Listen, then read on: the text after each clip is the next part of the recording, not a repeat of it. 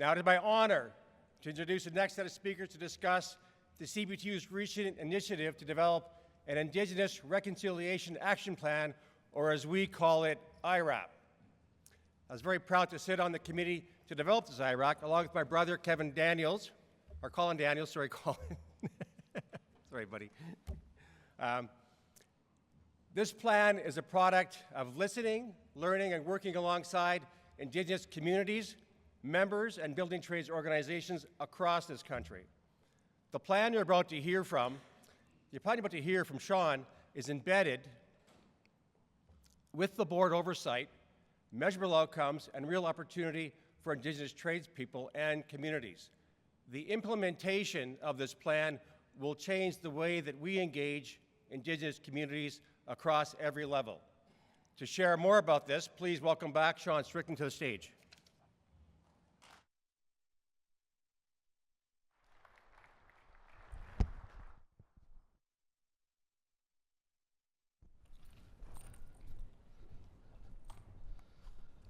Good morning and welcome to day 3 of what's been a very productive CBTU conference, and we're looking forward to another jam-packed full agenda here today, and really pleased to start off this morning to introduce our Indigenous Reconciliation Action Plan and to have the drummers, which is a very culturally significant part of Indigenous culture, to introduce a Reconciliation Action Plan is quite special.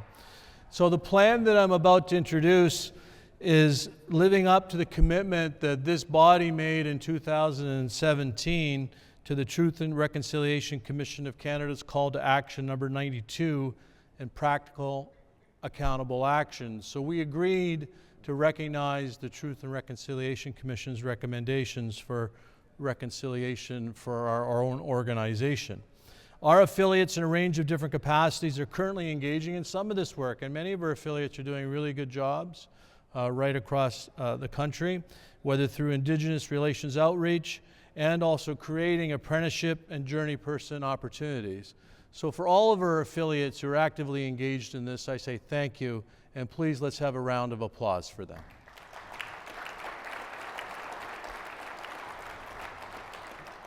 This document is a first step on a journey to put into place actionable items to achieve reconciliation.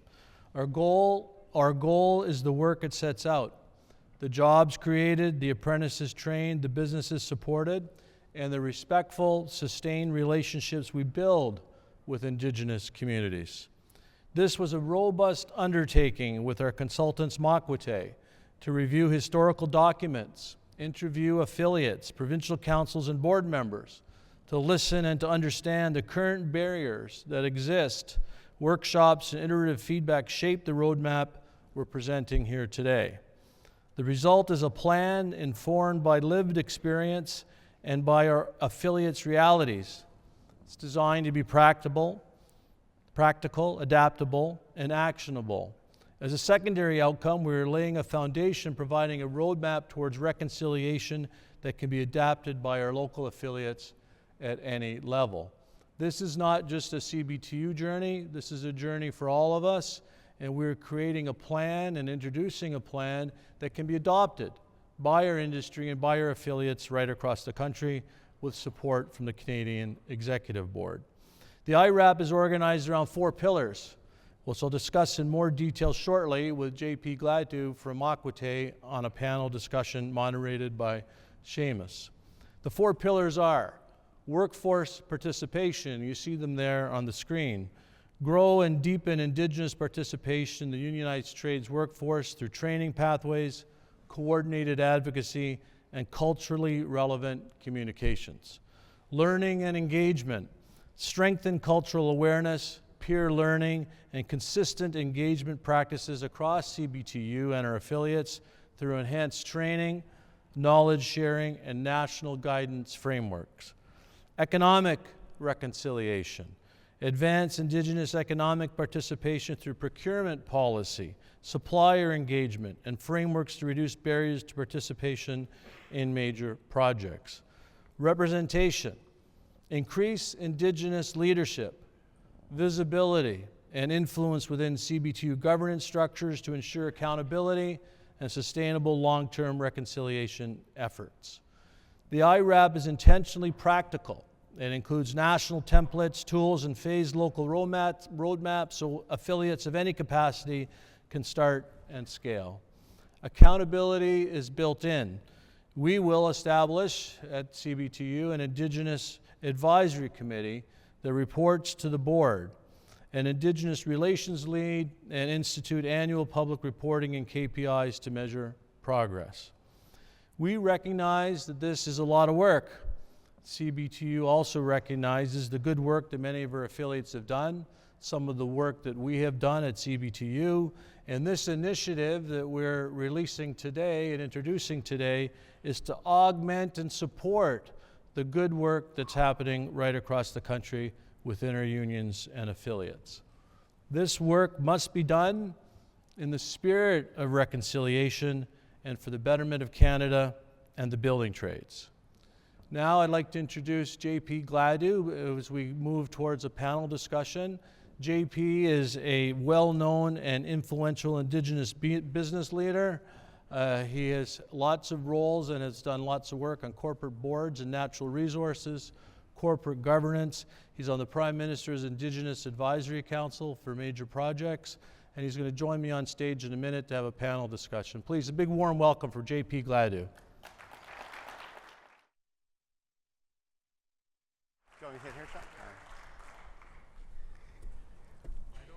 Moderator is. Seamus here? Yeah. So we'll have to wing it, JP. We're in. All right.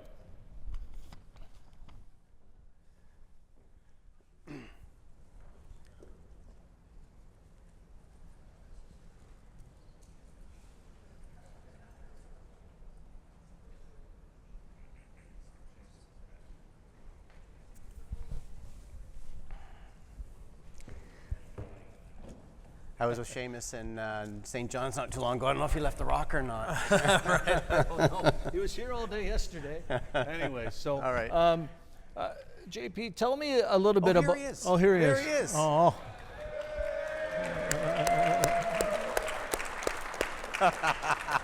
God.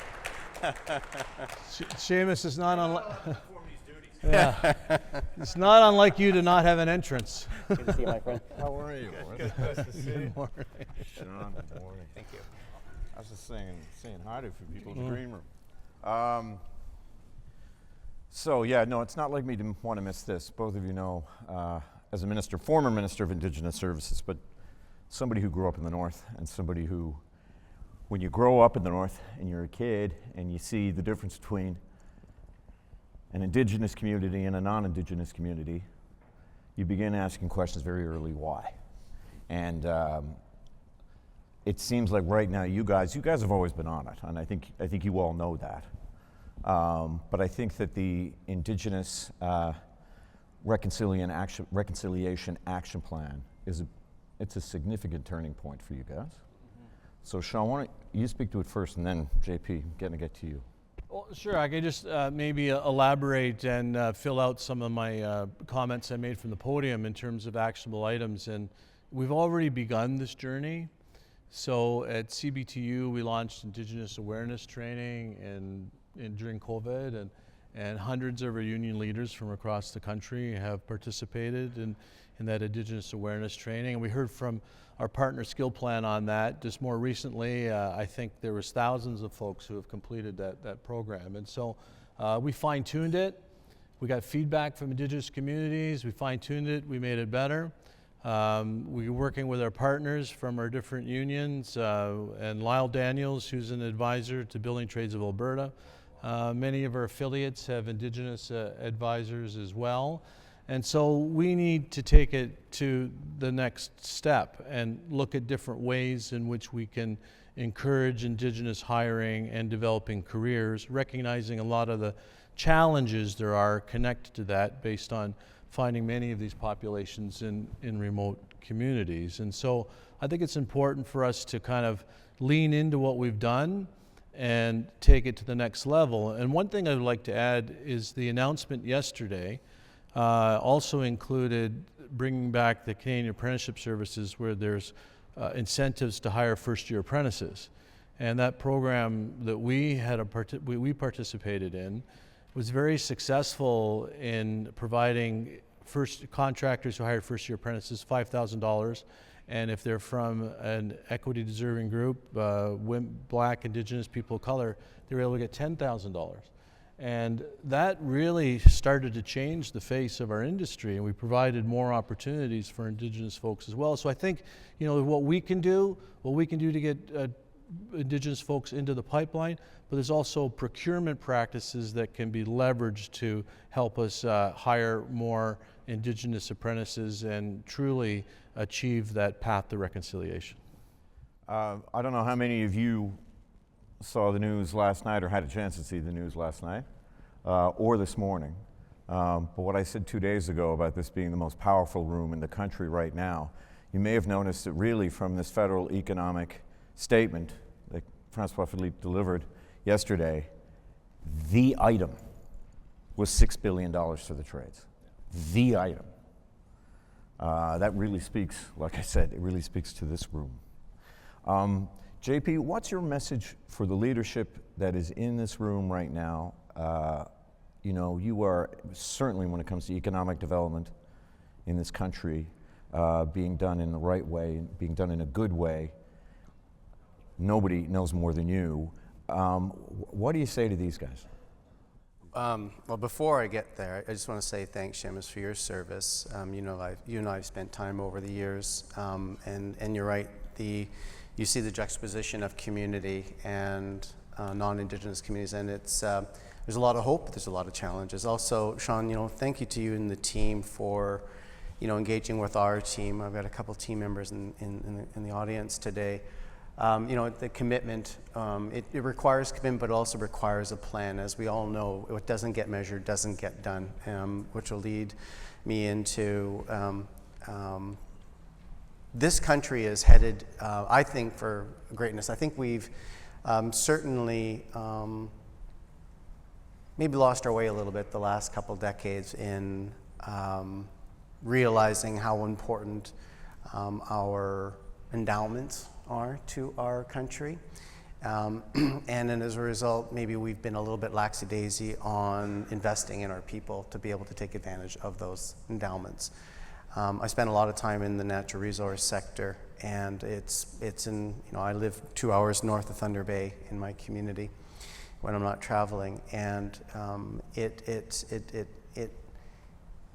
been a rocky past with Indigenous communities in the way that we've not worked together as progressively as we could have.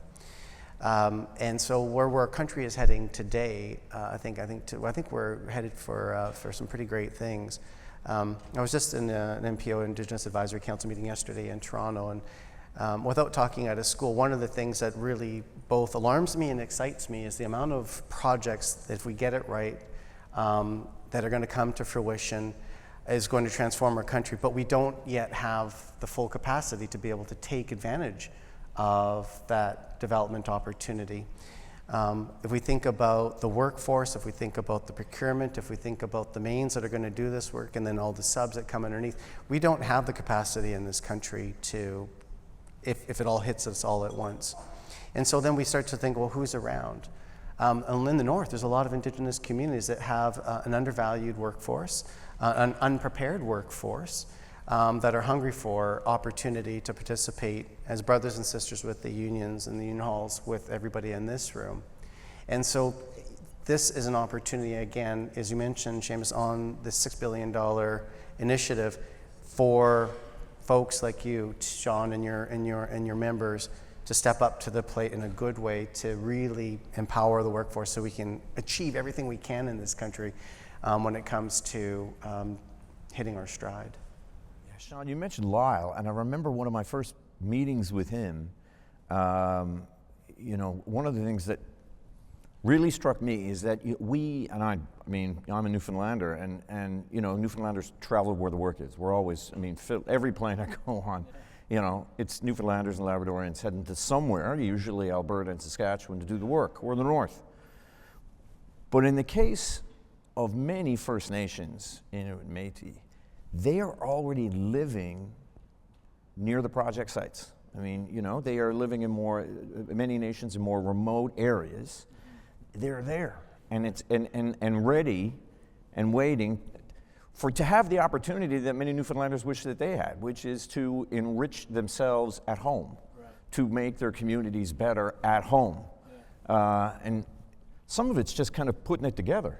Yeah, well, and there's challenges, and many of our affiliates have experienced those challenges. That's not a reason for us not to continue to do the work and adapt, and so that we can attract more Indigenous youth and young adults into the trades. But one of the things that I say to folks is, okay, you have a population, it could be an Indigenous, it could be new immigrants, it could be whatever. How many want to go into construction? So that's got to be the first part, right? Because construction, we all talk about, you go into construction, you make good money, but it's bloody hard work. And, you know, not everyone wants to do it. So we got to look at that education piece to talk about the opportunities to construction and find within Indigenous communities those folks that are interested and willing to learn and to try to get into the trades. And we just had a meeting this morning, the Canadian Executive Board, with LNG Canada, and we were talking about Indigenous employment opportunities when they get to phase 2, and you know, what can we do to help? And one of the learnings we've had is because of these remote communities, most of our training centers are in urban areas. And so how can we bring mobile training modules to the community? And so that's an important thing that we need to do a little bit more of to adapt, and so we can get Indigenous folks more engaged with us in their backyard, not necessarily come to us. Yeah, you know, and sometimes we need to get outside of our regular way of thinking. You know, when you come to a job site, and Sean, you and I talked about this on a call the other day, and sometimes the opportunities and the actually card-carrying Indigenous people are right there, but we get really engrossed in our typical way of doing business. There's a job site you already have, because there's so many great brothers and sisters out there that already have the skills to do it, but you're in the backyard of a community.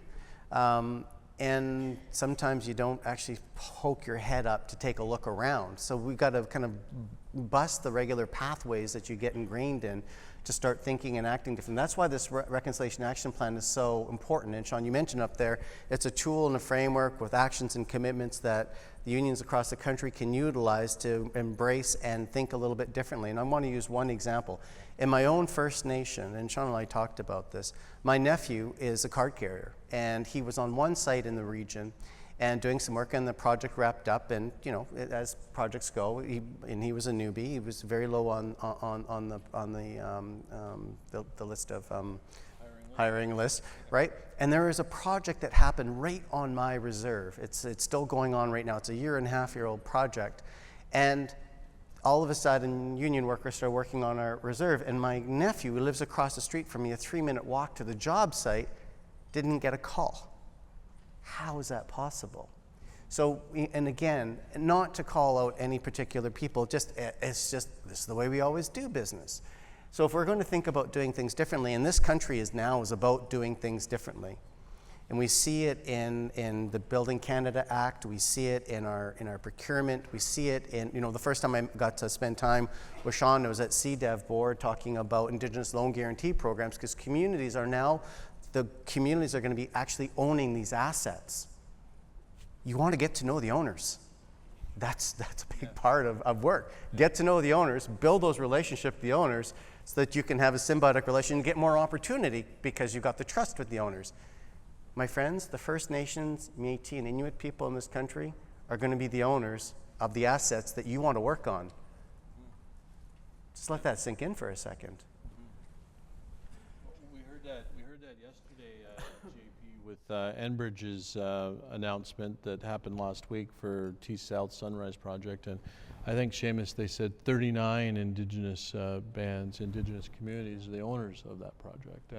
And the TMX project, you know, the Keystone doubling, the government is potentially looking at monetizing that, i.e. selling it. And if they're going to sell it, they want to have 50% Indigenous ownership of that project. And so this is something that we have to, square with in terms of building trades. And as Canada, these major natural resource projects are mostly remote areas. They're mostly on Indigenous land, and we need to find ways to work together to get the projects across and also provide meaningful long-term employment opportunities. There's the pipeline, but there's the Ring of Fire. You're very familiar with the Ring of Fire. On the peripheral of it, yeah. How many Indigenous communities are involved with the Ring of Fire? Like it's over 100, I think, right? So it's significant.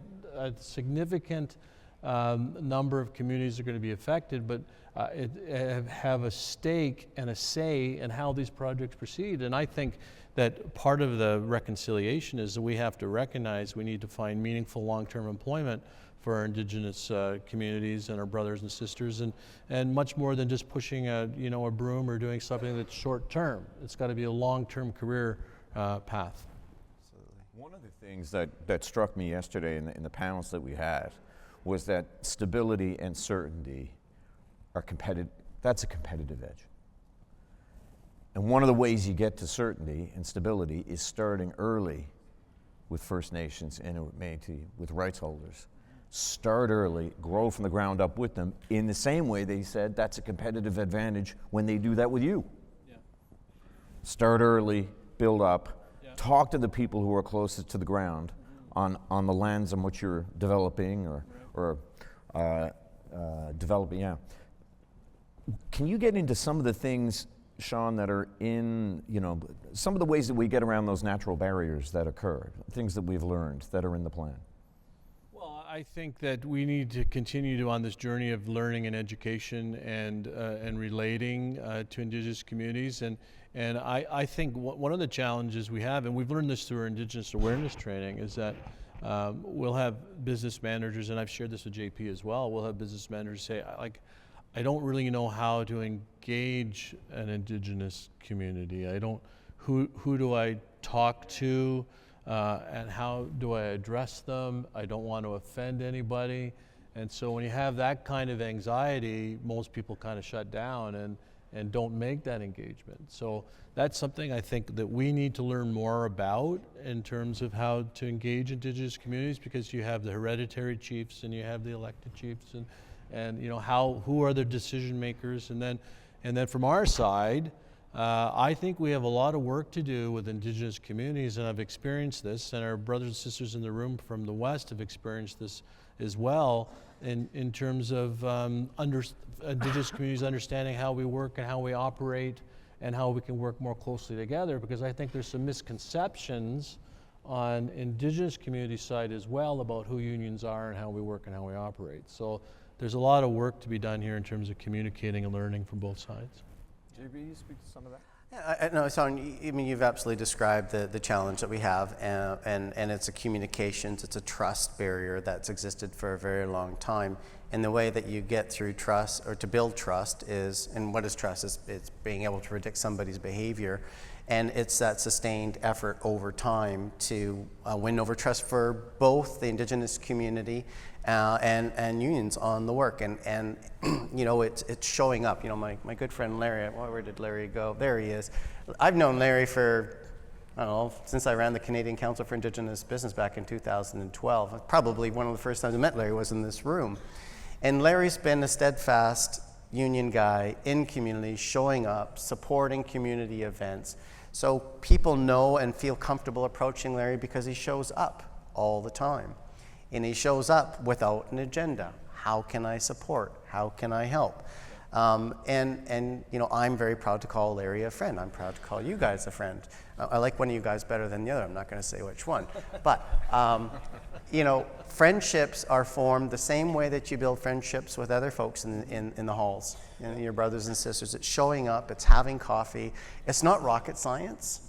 It's just having that comfort to be able to go and as Sean mentioned, it's that education piece, it's that training piece. I promise you, for folks that haven't visited a First Nation community, we're not going to put you on a spit and cook you up. We want to do business with you. We want to actually form relationships. We want jobs. We want procurement opportunities.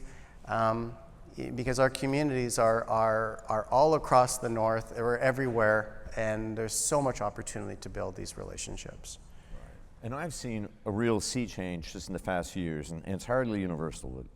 You know, we've learned a lot in the past few decades.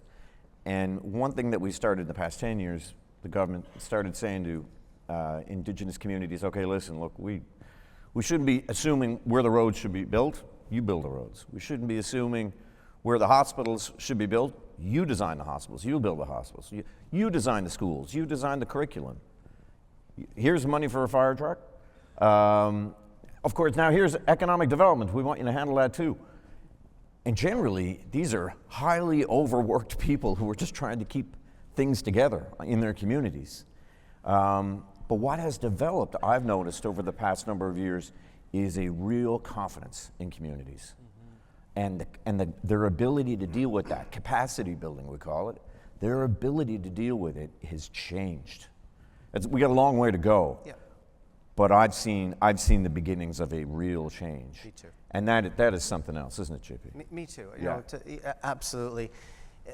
I've been, you know, in the resource sector now for 35 years, and I've seen this sea shift happening. And the last 10 years have been extraordinary. The last 3 or 4 years have been extraordinary.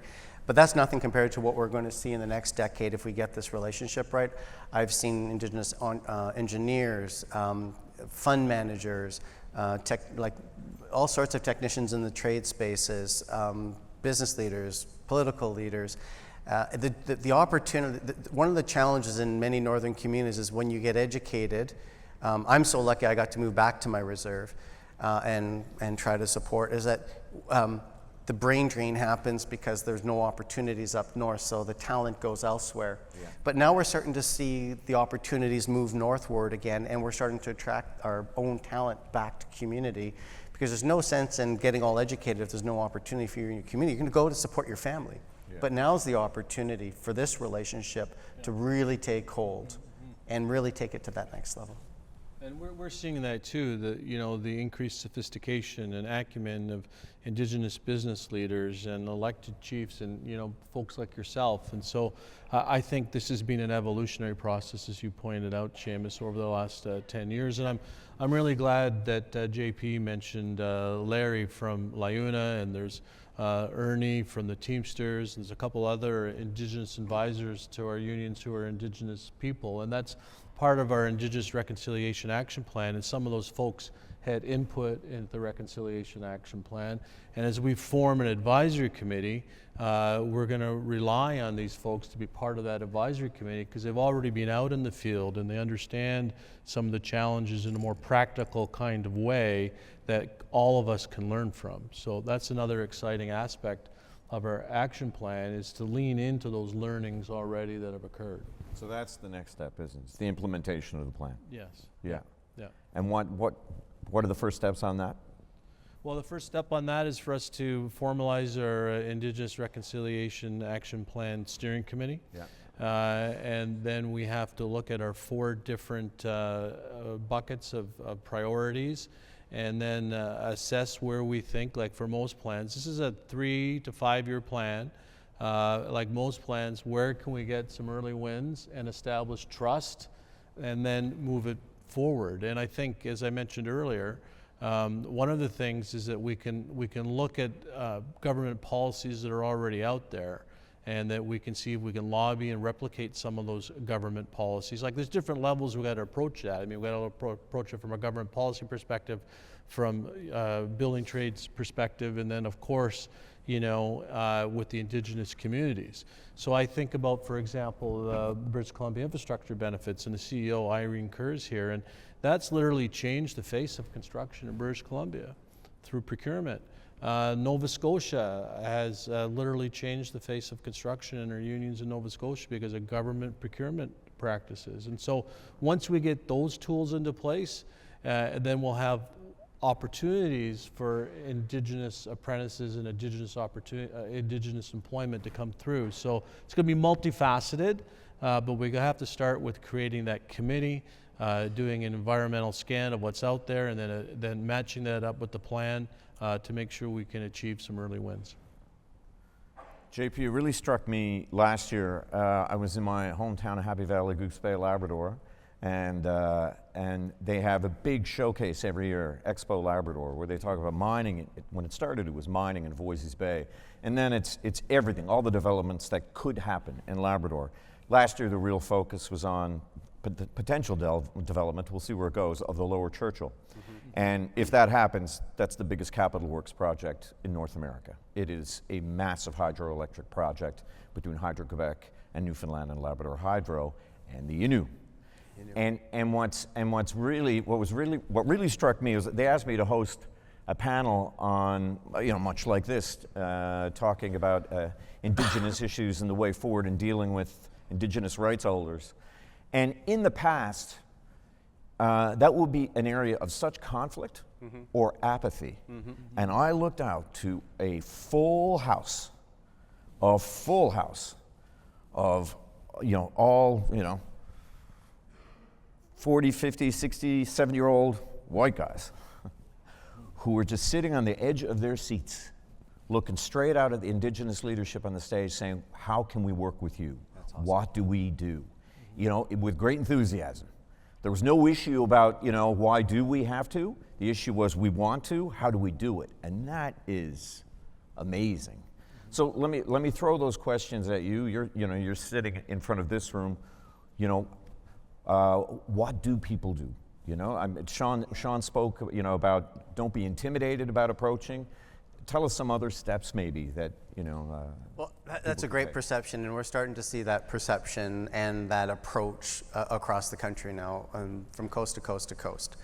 On that, just to recognize the folks in the audience that were eyes on the Indigenous leadership saw the Indigenous communities as a competitive edge. Yes, that's exactly it's the right thing to do, but it makes good business sense because they recognize when they start to align their assets, which is their business acumen and their people, to combine that with the whatever communities are in the region, that is a competitive edge. And I think that's what our government has started to recognize in the last recent past, as well as industry, is that when we work together, man, oh man, we can really hit a stride. Just when a project starts to come up on a hydro project example, you really take note of where all the suite of opportunities in the business activity. Go back to the communities, sit down with the community leaders. Where are your businesses that can participate in this menu of opportunities? Where are your gaps? Where are your aspirations? Where do you want to actually start to build your own community capacity to participate? How can we help you build that capacity together, both from a human development or procurement or technical, or even sometimes it's the financial piece of it. Communities have access to a lot of funding pots as well as loan guarantee programs to actually build out infrastructure. And they get the cost of capital at government rate, which is amazing because a lower cost of capital frees up balance sheets. Right. So when we start to think about all the competitiveness of working with communities, it's a no-brainer. Yeah. So align yourself with communities by being in the rooms with them, figure out where the opportunities to partner together are, and put the plans in place to achieve it. Check in on it every moment you can to see where you're failing, where you're succeeding. Pick up your socks, put on your boots again, put your hat on, get back to the site, and keep going at it. You just sustained effort over time. There's no magic sauce to this. Yeah. Last word to you, my friend. Well, I'm just really pleased that JP's here and the great work that Mokwateh's done, and the endorsement of the Canadian Executive Board and the team at CBTU, the team from Mokwateh and from all of our affiliates, and the work that you're doing already in this space. I think, as I said earlier, we just need to lean into it. This is great advice from JP, and as we build these major projects across Canada, we're going to have to partner with Indigenous communities. So let's do it. Let's do it right. Let's do it the building trades way. Can't do it without one another. No, cannot do it without one another. Thank you both very, very much. Thank you. Thank you to our guests.